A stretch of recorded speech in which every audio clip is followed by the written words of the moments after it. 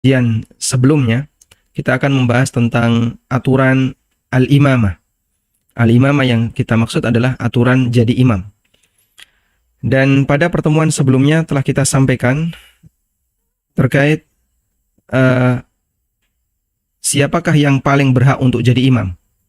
Dan Nabi SAW menyebutkan urutan-urutannya.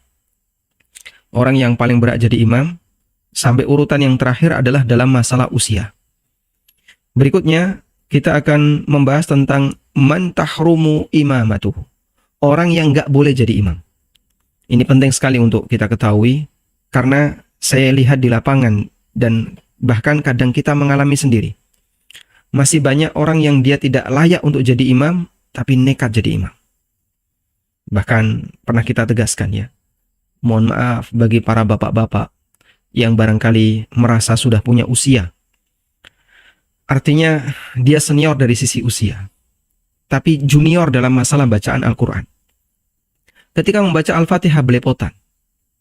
Tolong untuk dipahami. Ini masalah ibadah. Masalah sah dan tidaknya sholat seorang hamba.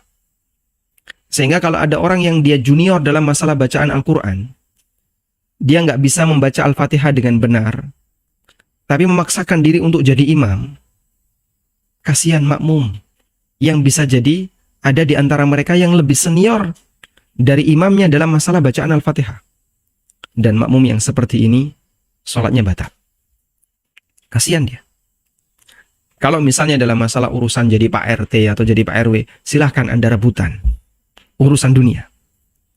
Tapi kalau urusan sah dan tidaknya ibadah seorang hamba, ini ada aturannya. Jadi imam itu ada aturannya.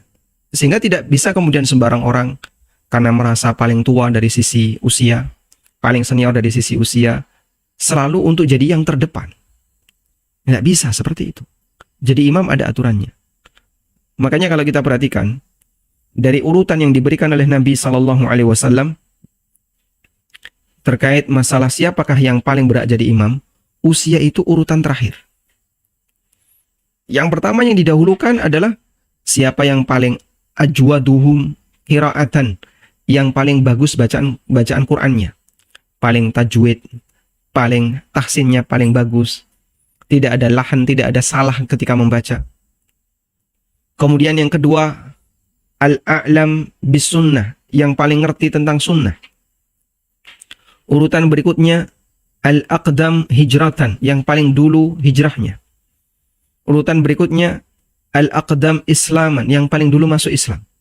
Kalau dari 4 urutan ini semuanya sama, seragam, maka urutan yang terakhir adalah usia. Jadi penentu usia itu terakhir, jemaah. Karena masalah tua dan muda, memang ya, kita disyariatkan untuk menghormati yang tua. Namun, dalam masalah aturan jadi imam, di situ ada nilai keabsahan.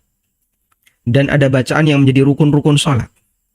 Maka kalau kemudian bacaan itu salah, disebabkan karena imamnya bukan orang yang pintar mengucapkan lafaz kalimat bahasa Arab, ya, tolong ya, mundur dulu. Berikan kesempatan bagi yang lebih senior dalam masalah bacaan untuk jadi imam. Karena ini masalah sah dan tidaknya ibadah sholat yang dikerjakan oleh seorang hamba. Baik, sekarang kita akan baca ya. Al-mas'alatu tsaniyah man tahrumu imamatuhu.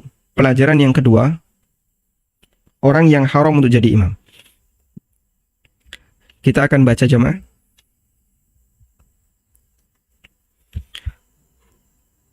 Tahrumul imamatu fil halatil atiyah. Ada beberapa orang yang dia haram untuk jadi imam pada kondisi berikut. Yang pertama, imamatul mar'ati birrajul. Wanita jadi imam bagi lelaki. Ini tidak boleh dan sholatnya bisa tidak sah. Ketika ada seorang wanita yang jadi imam bagi lelaki, sholatnya tidak sah. Nabi SAW pernah bersabda, la yufliha qaumun wallau amrahum imra'atan. Sekelompok kaum tidak akan beruntung, tidak akan menang, tidak akan jaya kalau mereka menyerahkan urusan mereka kepada wanita. Hadis ini kita coba baca, diriwayatkan oleh Bukhari dari sahabat Abu Bakrah. Dari sahabat Abu Bakrah. Dan sahabat Abu Bakrah, perawi hadis ini, itu pernah diajak oleh teman-temannya untuk bergabung dengan barisan Zubair bin Awam, Thalha bin Ubaidillah, dan Aisyah radhiyallahu anha menuju daerah Kufah dalam rangka untuk mengeksekusi pembunuhnya Utsman bin Affan. Tapi karena pemimpin safar ketika itu, ekspedisi ini adalah Aisyah radhiyallahu anha, Abu Bakrah teringat sabda Nabi sallallahu alaihi wasallam, "La yufliha qaumun wallau amrahum imra'atan." Sekelompok kaum tidak akan jaya kalau dia menyerahkan urusannya kepada wanita. Termasuk juga dalam masalah sholat. Sehingga yang harus jadi imam adalah lelaki. Akhirnya Abu Bakrah tidak mau ikut. Karena yang jadi pemimpin ketika itu adalah seorang wanita. Padahal pemimpinnya adalah Ibunda Aisyah radhiyallahu anha, yang tentu saja tidak bisa dibandingkan dengan wanita siapapun di zaman ini, di dunia ini. Untuk saat ini.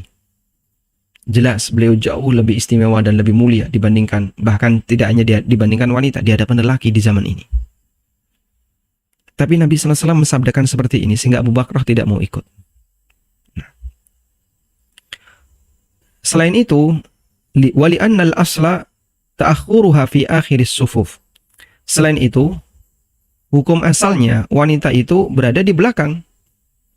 Siyanatan laha wasitran, agar lebih menutupi mereka, lebih tidak kelihatan, dan seterusnya. Walau quddimat lil imamati la asbaha dzalika mukhalifan li hadzal asl asy-syar'i. Kalau mereka ditaruh di depan, maka berarti bertolak belakang dengan prinsip yang diajarkan Nabi sallallahu alaihi wasallam, wanita itu shafnya di belakang. Baik. Insyaallah kita bisa memahami ya. Dan saya kira tidak ada ibu-ibu yang protes gara-gara diimami oleh lelaki yang jauh lebih muda dibandingkan dirinya. Gara-gara diimami oleh lelaki yang jauh lebih muda dibandingkan dirinya. Mungkin seusia anaknya. Dan juga tidak ada wanita yang protes ketika dia seorang hafizah, hafal Quran. Lalu diimami oleh laki-laki, beliau hafizah, hafal Quran, punya status sosial, bunyai kalau di masyarakat kita. Istrinya seorang ulama, seorang tokoh agama, hafizah, sudah senior berumur, tapi yang jadi imam muridnya dari suaminya mungkin yang jauh lebih junior, baik dari sisi usia maupun dari sisi ilmu. Tapi kenapa tidak protes? Karena mereka tahu ya, wanita tidak boleh jadi imam bagi lelaki. Sehingga mereka nggak protes. Baik, maksud saya begini, jadikan prinsip ini berlaku juga untuk orang yang nggak bisa baca Quran. Tolong jangan protes kalau Anda jadi makmum. Berikan kesempatan bagi yang masih muda yang bisa baca Quran dengan benar. Karena ini masalah keabsahan. Yang kedua adalah imamatul muhdits. Orang yang berhadas jadi imam. Waman alaihi najasah, atau orang yang membawa najis. Sementara dia tahu kalau dia membawa najis. Kalau dia nggak tahu bidzalika, kalau dia tidak tahu, demikian pula makmum juga nggak tahu sampai sholatnya selesai, fa salatuhum sahihatun, sholatnya sah. Salatuhum sahihah, sholatnya sah. Baik. Dan ada riwayat tentang ini yang cukup menarik untuk kita baca ya. Yaitu riwayat dari Umar bin Khattab radhiyallahu anhu.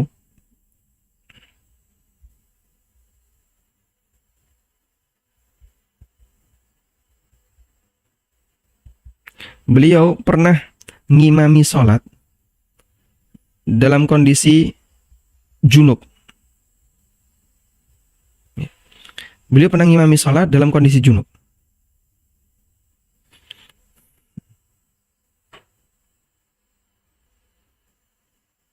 Karena lupa belum mandi ya. Baik. Saya bacakan riwayatnya. Ini riwayatnya. Ada dua riwayat atau bahkan beberapa riwayat ya. Ruya anna Umar radhiyallahu anhu shalla bin nasi subha. Diriwayatkan bahwa Umar bin Khattab radhiyallahu anhu pernah ngimami salat subuh. Thumma wajada fi thawbih tilaman. Kemudian selesai salat, Mungkin beliau pulang atau beliau masih di masjid, wallahu alam. Beliau melihat di sarungnya itu ada bekas air mani. Ya. Hasil mimpi. Tapi Umar bin Khattab mungkin tidak terasa mimpi ya. Yang jelas beliau mimpi basah dan ketika bangun tidak ngerti. Selesai sholat subuh baru ngerti, baru tahu. Loh, kok di sini ada air mani? Fa'ada walam yu'idu. Umar mengulang sholat sendirian, tapi makmumnya tidak ada yang mengulang sholat. Wa shalla Utsman radhiyallahu anhu bin nas salat al-fajri. Dan Utsman juga pernah salat subuh ngimami masyarakat. Falamma asbaha wartafa'an nahar. Ketika matahari sudah terbit. Fa idza huwa bi atharil janaba. Beliau menjumpai ada bekas junub, yaitu air mani yang sudah agak kering. Baru kelihatan, baru ketahuan. Fa'ada as-shalah wa lam ya'murhum ayyu'idu. Lalu beliau mengulangi salat dan beliau tidak memerintahkan para sahabat untuk mengulang salatnya. Sehingga ini hati-hati ya untuk salat-salat subuh ini ya. Salat subuh tolong dihati-hati bagi bapak-bapak. Kadang ngerti-ngerti, loh kok ada bercak di sini. Ali bin Abi Thalib radhiyallahu anhu juga pernah mengatakan, "Idza shallal junubu bil qaum," apabila ada orang junub yang ngimami masyarakat, fa atamma bihimus shalah amuruhu ayyaghtasila wa yu'id. Lalu dia melakukan sampai selesai sholat karena tidak tahu ya. Maka aku perintahkan dia untuk mandi dan mengulangi sholatnya. Wala amuruhum ayyu'idu, dan aku tidak perintahkan makmum untuk mengulangi. Dan dari Ibnu Umar radhiyallahu anhu, beliau pernah ngimami salat subuh, tsumma dzakara, lalu beliau teringat di tengah seusai salat, annahu shalla bi ghairi wudu. Beliau teringat kalau belum wudu. Fa'ada wa lam yu'idu. Beliau pun mengulangi salatnya dan beliau tidak memerintahkan para makmum untuk mengulangi salatnya. Rawahu kulluhul Athram, semuanya diriwayatkan oleh Al-Athram. Dan ini disebutkan oleh Ibnu Qudamah dalam Al-Mughni. Nah, karena itu apabila ada orang yang dalam kondisi hadas, dia jadi imam, sementara makmumnya tahu, maka makmum wajib mufaraqah. Dia harus memisahkan diri dan sholat sendiri. Tapi kalau dia tidak tahu, makmumnya tidak tahu, imamnya mengalami hadas, dan imamnya baru nyadar belakangan selesai sholat, maka imamnya yang mengulangi sholat, tapi makmum tidak perlu mengulangi. Wallahu a'lam. Nah, berikutnya kita beralih ke nomor 3. Imamatul ummi. Orang ummi jadi imam. Yang dimaksud orang ummi adalah yang nggak bisa baca Quran. Wa huwa man la yuhsinul Fatihah, yaitu orang yang dia tidak bisa membaca Al-Fatihah dengan benar. Orang ummi adalah yang tidak bisa baca Fatihah dengan benar. Fala yaqra'uha hifdzan wala tilawatan. Al-Fatihah belum hafal, bacaan Al-Fatihahnya juga belepotan. Au yudaghimu fiha minal hurufi ma la yudagham, atau dia gabungkan huruf padahal itu bukan huruf idgham. Yang seharusnya tidak digabungkan. Yang seharusnya tidak digabungkan, digabungkan bacanya. Atau dia ganti huruf dengan huruf yang lain. Alhamdulillahi Rabbil Alamin. Gimana Pak? Alhamdulillah. Ulangi Pak. Alhamdulillah. Batal Pak salatnya. Tolong jangan jadi imam. Iyyaka na'budu wa iyyaka nasta'in. Coba ulangi. Iyyaka Masya Allah. Iyyaka. Iyyaka. Ini ya bukan za. Anda salah. Tolong nyingkir, jangan jadi imam. Ya. Dan terutama huruf dot. Maghzubi alaihim. Maghzubi. Itu dot Pak, bukan zal. Mohon menyingkir, jangan jadi imam. Ihdinas siratal mustaqim. Siratal ladzina an'amta alaihim. Waduh, Masya Allah ya. Ain jadi nga. Wah, ini terlalu medok Jawanya. Mohon maaf, tolong menyingkir, jangan jadi imam. Karena di situ ada lahan yuhilul makna, yang bisa salah baca, yang bisa menyebabkan perubahan makna. Fahadha la tasihhu imamatuhu, maka orang seperti ini tidak sah untuk jadi imam, illa bimithlihi li'ajzihi an ruknis salah, kecuali untuk makmum yang semisal dengan dia, karena makmum ini tidak bisa melaksanakan rukun salat. Baik, Nabi SAW pernah menyebutkan, ya, al-imamu dhamin, imam itu adalah penjamin. Beliau SAW pernah mengatakan, al-imamu dhamin wal muadzinu mu'tamin. Coba kita bacakan hadisnya. Hadis dari Abu Hurairah radhiyallahu anhu, diriwayatkan oleh Abu Dawud dan yang lainnya. Nabi SAW bersabda, al-imamu dhaminun.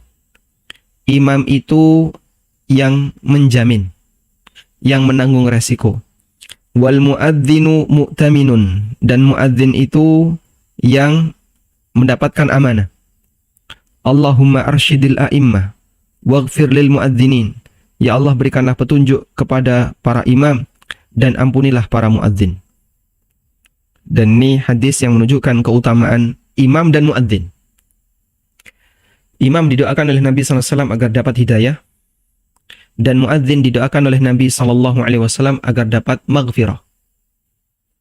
Dan ulama beda pendapat, mana yang lebih afdal antara imam dengan muadzin. Ada yang mengatakan imam lebih afdal, karena Nabi SAW dalam hadis ini mendoakan imam untuk mendapatkan ar-rushd, sedangkan beliau mendoakan muadzin agar mendapatkan maghfirah. War-rushdu afdalu minal maghfirah. Dan didoakan untuk dapat petunjuk itu lebih tinggi derajatnya dibandingkan didoakan untuk dapat ampunan. Dan Nabi SAW gak pernah jadi muadzin. Demikian pula Abu Bakar dan Umar. Tapi mereka jadi imam. Sehingga amal-amal orang hebat adalah jadi imam, bukan jadi muadzin. Ini di antara alasan yang mengatakan bahwasanya imam lebih afdal dibandingkan muadzin. Baik. Sekarang kita akan bahas apa makna al-imamu dhamin. Imam itu yang menanggung. Makna al-imamu dhamin ada dalam artikel berikut. Al-imamu dhamin maknanya adalah, di sini ada keterangan, bimakna annahu yajibu alaihi ayyahfadha salatal ma'mumin. Seorang imam, dia yang menanggung, artinya wajib bagi dia untuk menjaga salatnya para makmum minal butlan, jangan sampai batal. Wa yahfadhu alaihim adadar rakaat, menjaga jumlah rakaat salat mereka. Wala yanquru bihimus salah naqran mukhillan bil arkan, jangan terlalu cepat ketika salat sampai menyebabkan rukunnya jadi hilang. Wala yuqassir fil inayati bi syurutis salah, jangan sampai dia meremehkan perhatiannya terhadap syarat salat dan melaksanakan sunnah-sunnah dalam salat dan yang lainnya. Sehingga imam jamin salat yang dia kerjakan itu salat yang ideal. Ya?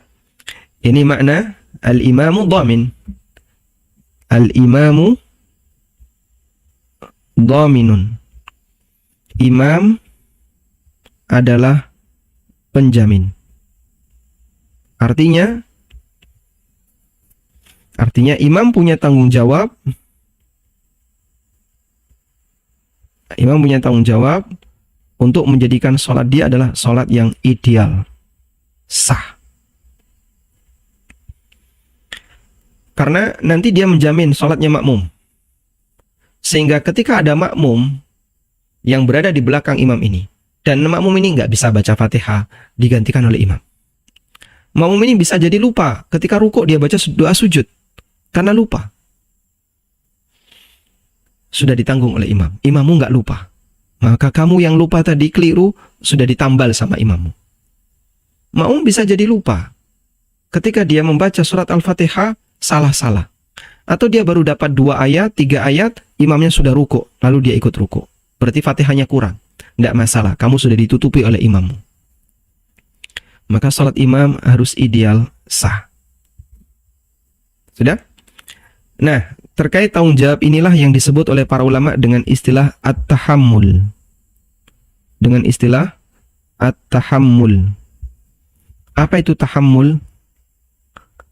Tahammul artinya adalah nanggung kekurangan makmum.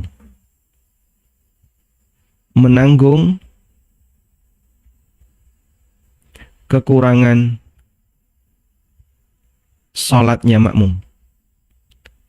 Sehingga kalau ada sholat makmum, kalau ada sholatnya makmum yang kurang, imam yang tahammul. Baik. Nah, sekarang kita akan berbicara untuk imam yang bacaan Fatihahnya salah. Bismillah.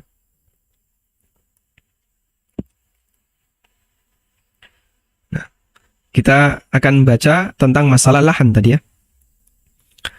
Penulis menyebutkan, alhamdulillah, orang mengalami lahan yang yuhilul makna, yang bisa mengubah makna. Maka seperti ini tidak sah sholatnya kecuali untuk orang yang semisal. Untuk makmum yang semisal, karena mereka tidak bisa melaksanakan rukun sholat dengan sempurna. Baik. Jadi, salah baca Quran,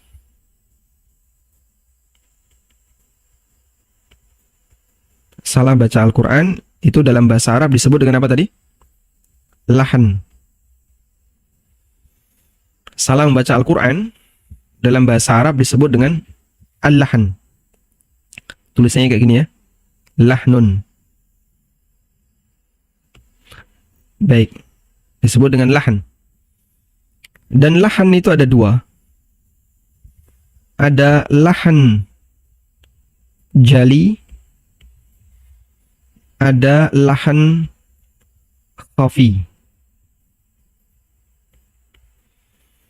Lahan jali itu apa? Lahan yang mengubah makna.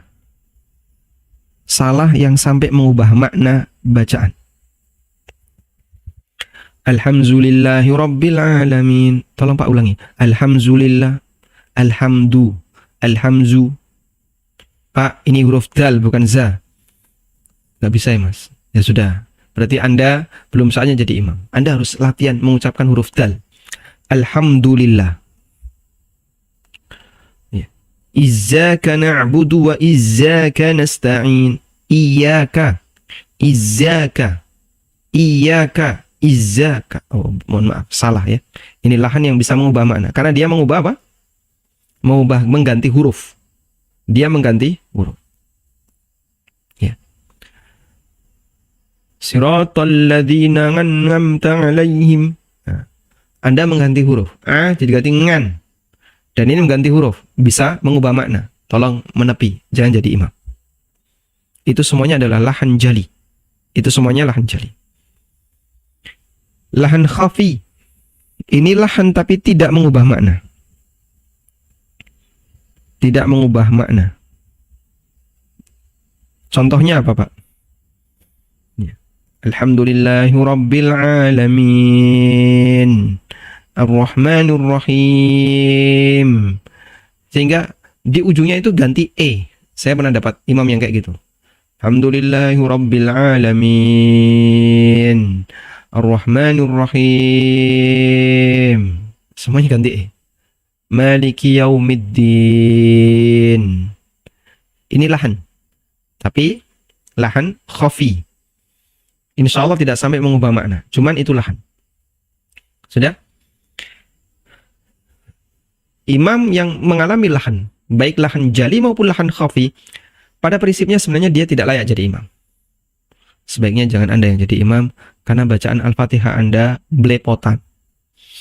Masih mengalami lahan. Nah, sekarang yang bisa mengancam keabsahan itu bagian ini. Lahan jali. Lahan jali. Lahan kesalahan baca yang bisa mengubah makna. Kemudian dia jadi imam. Maka di situ ada dua keadaan. Satu, makmum semisal dengan imam. Semisal atau bahkan atau bahkan kurang dari imam. Ini imam satu-satunya yang pernah mampir pondok. Cuman mondok 2 hari lalu nggak betah, pulang kampung. Sementara satu kampung di situ di desanya nggak ada satupun yang bisa baca Quran. Yang paling pinter ya satu ini. Nah yang satu ini saja yang paling pinter itu nek moco Fatihah ngawur, mengalami lahan jali. Terus mereka melaksanakan sholat jamaah di pelosok-pelosok kampung, di dusun-dusun yang pelosok gitu ya. Yang paling pinter itu ini Pak orangnya. Yang lainnya sudah babar belas nggak bisa baca Quran. Ada 1-2 yang tidak lebih bagus daripada beliau. Akhirnya sekelompok orang tadi bacaan Qurannya salah semua, mau siapapun jadi imam ya tetap salah. Gitu ya. Mau siapapun jadi imam tetap salah. Maka makmum sah. Ya. Semua sholatnya sah. Loh kenapa Pak sah? Lah mau gimana lagi? Bisanya seperti itu. Dan Allah perintahkan fattaqullaha mastata'tum, bertakwalah kepada Allah semampunya sehingga terhitung sah karena bisanya hanya seperti itu. Yang kedua, ada makmum yang kualitas bacaan Qur'annya, jauh lebih bagus atau lebih bagus dari imam. Sehingga makmum ini tidak mengalami lahan. Imamnya mengalami lahan. Makmum ini kualitas bacaannya tidak mengalami lahan sehingga dia lebih bagus daripada bacaan imam. Makmum dalam posisi ini maka makmum batal. Imamnya sah tapi makmumnya batal. Wah, Masya Allah Pak, kasihan makmumnya. Makanya tolong yang jadi imam yang nekat maju sementara dia tahu bacaan Qur'annya itu salah, tolong kasihani makmumnya. Kasihani makmumnya. Ini bukan masalah senioritas. Ini masalah sah dan tidaknya sholat seorang hamba. Kalau Anda yang nggak bisa baca Fatihah tetap ngotot, kekeh, nekat jadi imam, kasihan makmumnya. Bisa jadi ada makmum yang bacaan Al-Qur'annya tidak mengalami lahan, kualitasnya lebih bagus dari imamnya. Baik. Ini kita bicara masalah lahan ya, bukan masalah lagu. Kalau imam tidak mengalami lahan, tapi lagunya mungkin kurang enak didengar. Ini imam apa toh Pak? Kok lagunya pakai lagu Mojopahit? Langgamnya langgam Jawa banget.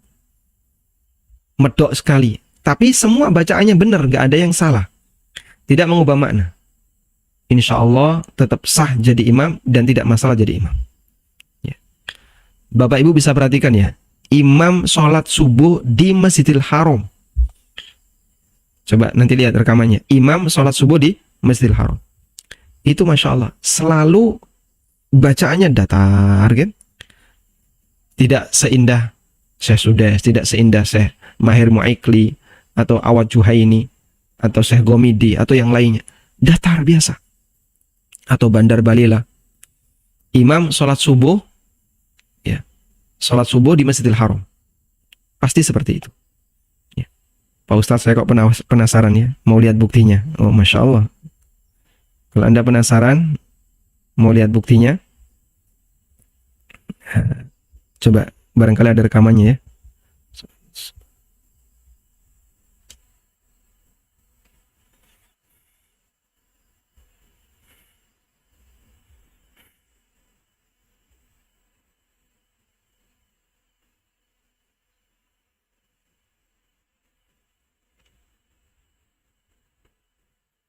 Sebentar ya. Ada iklannya.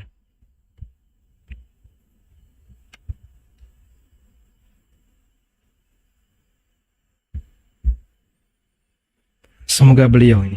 Saya tidak hafal nama Syekh ini. Tapi selalu suaranya datar-datar saja. Ya. Sehingga mungkin dengan bacaan Al-Qur'an teman-teman yang hafid di Indonesia jauh lebih baik, jauh lebih tahsin ya. Dalam arti lagunya lebih enak didengar. Jadi beliau datar-datar saja.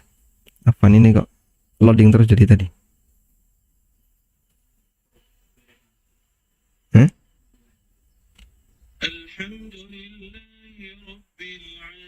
Ini Syekh Bandar Balila, salah, bukan beliau.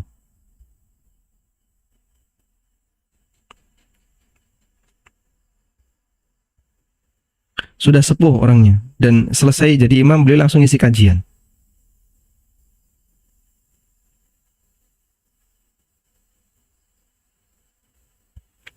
Wallahu a'lam.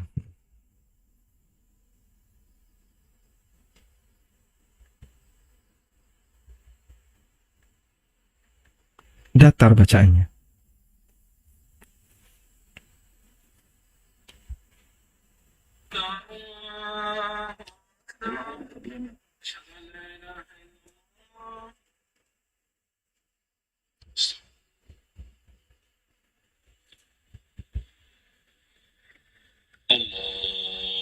Ini beliau.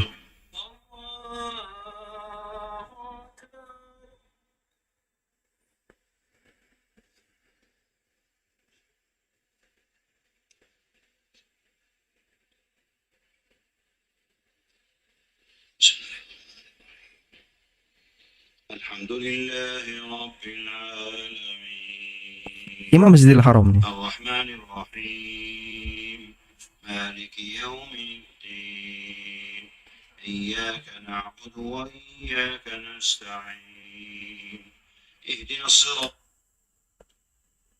Oh, Masya Allah.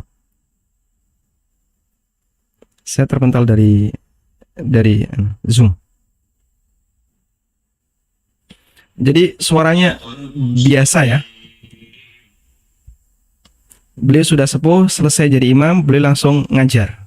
Yang saya tahu. Coba saya masuk ulang.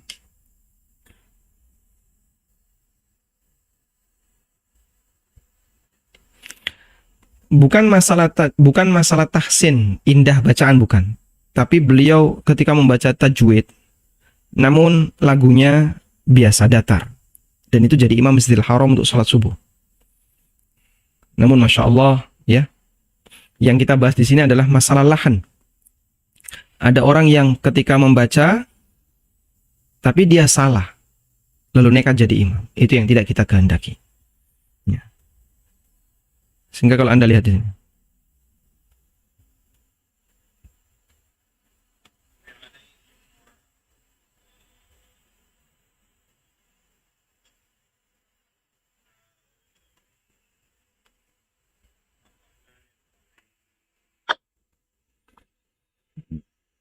ya, jadi datar bacaannya.